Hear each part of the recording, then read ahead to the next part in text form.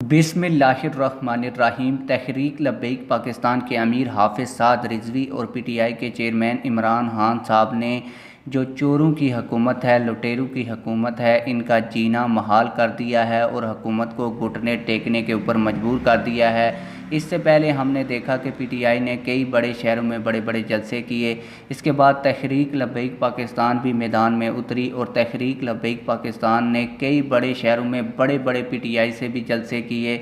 और आप लोगों को बताता चलूँ कि NA 240 के ज़िमनी इलेक्शन में जो तहरीक लब्बैक पाकिस्तान ने रातों रात रिज़ल्ट दिया, इससे पूरी जो हुकूमत है वो एक दफ़ा हिल चुकी है। और तहरीक लब्बैक पाकिस्तान की मकबूलियत का ये वाज़ेह सबूत भी है कि NA 240 के इलेक्शन में दोस्त धांधली करने के बाद भी सिर्फ़ तहरीक लब्बैक पाकिस्तान को जो PDM की हुकूमत है सिर्फ़ 40-50 वोटों के साथ शिकस्त दे सकी। आप लोगों को बताता चलूँ कि तहरीक लब्बैक पाकिस्तान मज़ीद भी कई शहरों में जलसे करने जा रही है। आज धोबी घाट ग्राउंड फैसलाबाद में जलसा करेगी।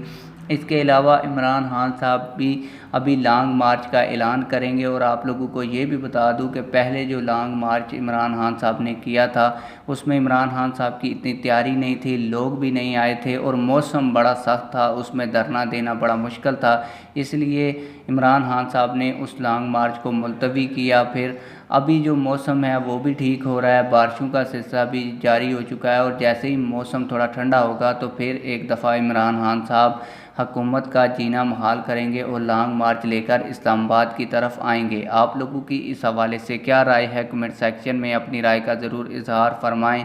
मिलते हैं किसी और वीडियो में। अल्लाह हाफिज़।